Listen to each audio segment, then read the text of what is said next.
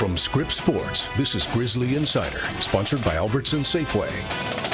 Hello, everyone, and welcome to this week's episode of the Griz Insider here on the Montana Television Network. Alongside the voice of the Griz, Riley Corcoran, I'm Kyle Hansen, and the Little Brown Stein is staying in Missoula as the Montana Grizzlies win a top 10 showdown against Idaho 41-30 in what was a great game on Saturday evening here in Missoula. And Riley, we keep talking about these playoff-type atmospheres in the early going of the season. We've had two of them so far, but Saturday was tough to beat. It really was, Kyle. We're pretty spoiled here in Missoula, and to have that kind of matchup to open Big Sky play, we were saying on our broadcast that we thought this might be the biggest September game in Washington Grizzly Stadium history. The team showed out, the fans showed out. It was a complete performance that we're going to get into here in the next half hour, but what a game for Montana, and to start off 1-0 and to make a statement to open Big Sky play was huge. It was really fun. The atmosphere was great. The fans totally showed up, especially that first half. We were talking off camera.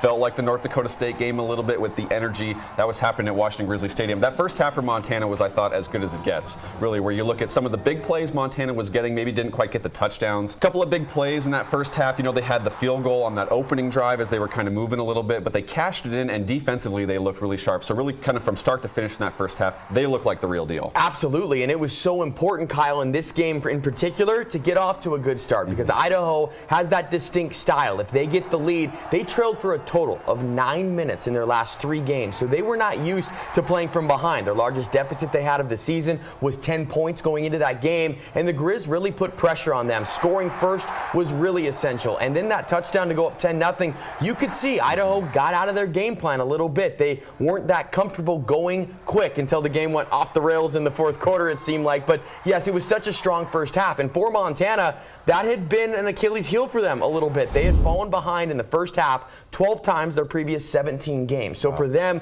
to grab the lead, to never relinquish it throughout, that was massive in the game. There was that second quarter sequence, too, where Hunter Peck comes up with 2 huge tackles for loss. The Grizzlies get the ball. Michael Wortham cashes it in for a touchdown. So you were seeing, you know, complimentary football as they were doing. And then the second half happened, and it was interesting because Montana coming out of the gates with that touchdown between Kade Boyd finding Michael Wortham to make it 24-6. And then it was punch, counter punch. Idaho really hitting some home run balls, and credit to them for not quitting, but also Joshua Woods, a special player. But the Grizzlies, I still felt weathered the storm, because an 11-point win still felt like it was a little bit more than that. Absolutely, and I felt that the Grizz were in control of that game from start to finish, and that's going to be the biggest thing that we'll talk with Coach Hauck about here coming up. But for Montana, I thought the average field position was so huge. You mentioned that the Grizzlies played complementary football. Average starting field position for Idaho, their own 21-yard line. For the Grizzlies, their own 42-yard line. That is a massive advantage in that category. In the second half, you're right, it kind of got a little bit haywire, but the Grizzlies, again, they were in control. It felt like a very comfortable win from them, and I give Idaho credit. But Josh Wood, before he started hitting those deep balls, 7 for 19 for 43 yards passing. That just shows you the Grizzly defense frustrated. A lot of credit to Kenzel Lawler and Micah Harper as well, who were in on a lot of those plays. Kenzel Lawler, they went after him a lot, knowing that Keon Loud had things locked in on the other side, and he rose to the occasion, no doubt about it. A lot of guys chipping in this game and stepping up in big moments. I think of Drew Deck working on the outside in place of Blake Bohannon. Eli Gilman, 142 yards against one of the best fronts in the FCS. Kade Boyd's been as good as it gets, continues to grow up. Just from, you know, you look at this group, the way they're mixed, you got to like what you're seeing so many guys step up and some new faces too. Yeah, and someone like a Drew Deck to have a career high in receiving yards in a game like that is great. When Blake Bohannon was out, Eli Gilman, career high in rushing attempts, so they were not afraid to let him be the workhorse. And Kade Boyd, you can't say enough. Now, this guy has been able to answer the bell on the national stage against really good opponents. Shout out to the offensive line. Kade Boyd had a lot of protection as well to throw up some of those deep balls, especially a touchdown pass to Wortham, probably my favorite play of the night. But complete performance, a lot to like from that win. And we mentioned him, but Carroll College transfer Hunter Peck showing he belongs in the Big Sky Conference, not just the Frontier Conference. Kade Boyd will be joining us later in the show as well, as he also had a big game. Don't go anywhere. After the break, Riley will catch up with head coach Bobby Hauck.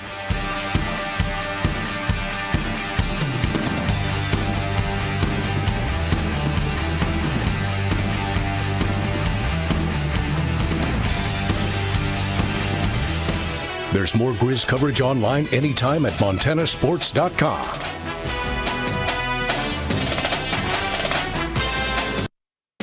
Welcome back to Grizzly Insider, sponsored by Albertson Safeway.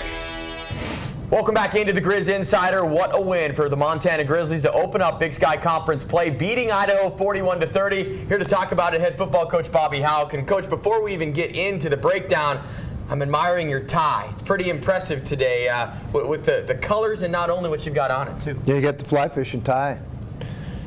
Yellow and black, two things I love to do. Beat Idaho and fly fish. God, I love it, Coach. I love it. Fly fishing, beating the Vandals, two things, a great formula. And you guys had a great formula on Saturday night against the Vandals. And it really started out from the opening drive. Idaho is used to controlling the clock, getting the lead, and bleeding it out. You guys dictated the tempo and pace right away. What'd you like from the start from your team to score a couple on the board and obviously keep them off the scoreboard?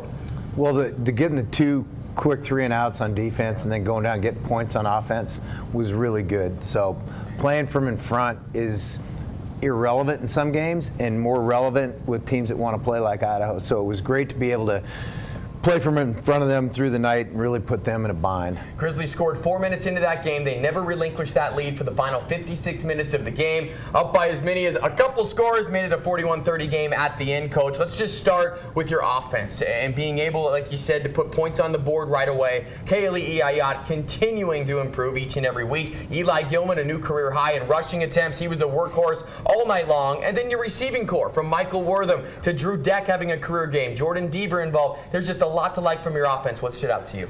Well, a couple things. One, you mentioned the young guys moving forth, guys that haven't started a bunch, continuing to progress. Yeah. But the best thing was that was a really comfortable second half. We were up 3 scores most of the second half, and to watch our offense answer every time that Idaho was able to put a point on the board, our offense answered that, and it was kind of a comfortable, enjoyable second half to watch. And you guys were able to score on 7 of your 11 drives and be able to move the ball each and every time you had it. Very impressive. On the defensive side of things, you guys really held them at bay. It got wild there in the fourth quarter, but at one point, Joshua Wood was 7 for 19 for just 43 yards passing. You guys stymied him. The run game got bottled up in the second half. From the defensive side of things, what'd you like most? Well, a couple things. Our defense played really well. There's a reason I punted it on 4th and 1 in the first half in positive territory because we'd only given up 6. They couldn't move the ball against us, and so I wasn't going to give them a short field right before halftime and with the ball coming out and give them that opportunity. So our defense played well. We gave up a couple heave and hope plays in the fourth quarter, but throughout the game, the defense played really well. And you guys were able to just put pressure on Joshua Wood early and often. How about the physicality of the game? It was noticeable to every single person I talked to. Everyone we had on the sideline just said how physical it was. What did you like just looking at that aspect of it, and your team was ready to go? Well, we believe in the physical part of the game. We practice that way. We train that way.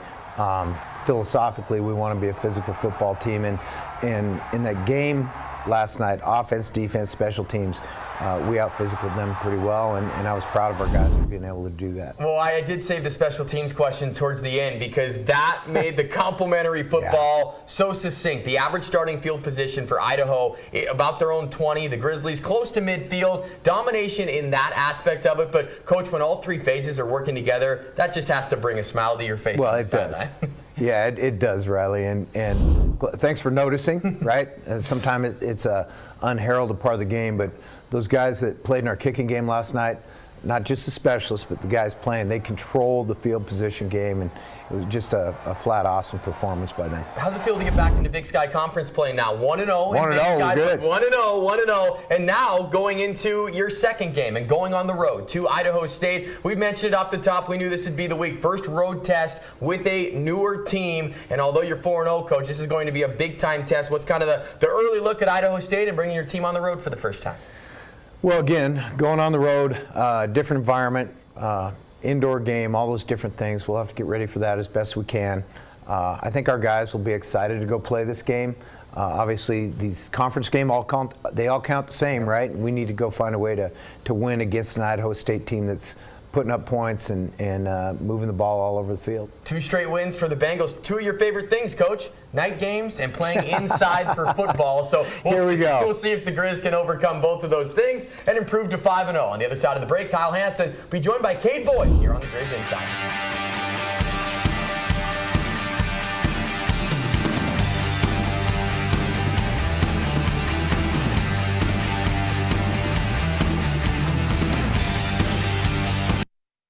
Welcome back to Grizzly Insider, sponsored by Albertson Safeway. Welcome back to the Griz Insider, and we're very excited to be joined by sophomore Kade Boyd, who had a big fumble recovery as the Montana Grizzlies defeated the Idaho Vandals. So, Kade, first of all, thank you so much for being here. And, you know, it's been a couple of days to process it now, and what a game, what a playoff-type atmosphere for you guys to beat your rivals. Just walk me through what's going through your mind after that win. It was just great being able to start off conference play 1-0, being able to get a win over our secondary rivals, but yeah, it's been great. Yeah. When you guys look at this game, because you mentioned it as we were talking off camera that you didn't get a chance to play them 2 years ago because that was your redshirt season. So to kind of play for this, play for a trophy, just was it kind of fun to get in the mix, play for something a little bit more? Yeah, no, it was for sure. It was sweet playing for something a little bit more. Seeing it all over media leading up to the game is pretty sweet. Love it. So the game as a whole, you know, really interesting kind of back and forth, especially in that second half. They're kind of starting to come back a little bit after you guys take that 24-6 lead. Just what was it like kind of, you know, having a counter-punch type game like that where you guys had to buckle down as they were coming back, but you guys were pretty much in control the whole time too? Yeah, it was good. Felt like we were in control that whole time, and then just a couple big plays, like errors in the second half, kind of hurt us a little bit, but we were able to bounce back. We knew we were fine. We knew we had it under control, and just sticking to what we were doing in the first half just helped us pull that game out. So the play where Joshua Wood finds his receiver in solo, forces the fumble, and you're there to recover it, and that's such a huge momentum swing, right? Because the offense just had that long drive with Kaylee Ayat scoring, and then you guys get the ball back, and Ty Morrison gets that field goal. Walk me through what you saw on that play and just kind of the jubilation of coming up with the football. You know, I was just sitting back in my third, and I see the quarterback kind of scramble and then dump it back off to our side of the field, and I was just in pursuit. I just see Solo come up and wrap him up from behind and see the ball pop out. And I thought it was going to go out of bounds. I'm not going to lie. It took a weird bounce and was just the first one to hop on it and bunkered down on it, so it was pretty sweet. Right there helped seal the win, no doubt about it. Yeah. Well, the celebration afterwards with the Stein, you know, all the locker room stuff, just what was that like for you guys? It was pretty sweet. Got to take a couple fun pictures with it, and yeah, Coach Hauck seemed pretty happy to have it back in his office again for another year, so it was pretty good. No doubt about it. 4-0 for the Grizzlies, 1-0 in Big Sky Conference play. Now, Kade, I want to talk a little bit about kind of your career as a whole. So obviously coming out of Billings Central, storied and decorated career out of that program, but then you come here as a walk-on after initially, you know, looking at Montana Tech. Just walk me through kind of, you know, the connection you have with Tim Hauck, and then ultimately kind of taking a chance on yourself to come here at Montana. Yeah, so it started off, I was committed to Tech, obviously, and then going into that summer, after my senior year, Coach Tim reached out to me, told me I'd have the opportunity to come play here. He believes in me, thinks I could play here. And so it was really just a conversation with my family and just with myself to think, like, can I do this? Should I do this? And whatnot. So, yeah, I was just willing to take a bet on myself, and it's worked out. When it changed, wouldn't have it any other way. So, yeah. So speak to, I guess, you know, that self-belief paying off, right? You know, you talk about taking a chance on yourself, and sometimes it doesn't work out, or there can be growing pains that make you wonder, was this the right decision? But for you, it is paying off. So how special has that been, you know, to see that work pay off and that belief from both the coaches, but then also, you know, your work paying off as well? Yeah, it's been super special. It's been an awesome experience, just being able to grind it out and finally find myself like in the mix, playing a lot.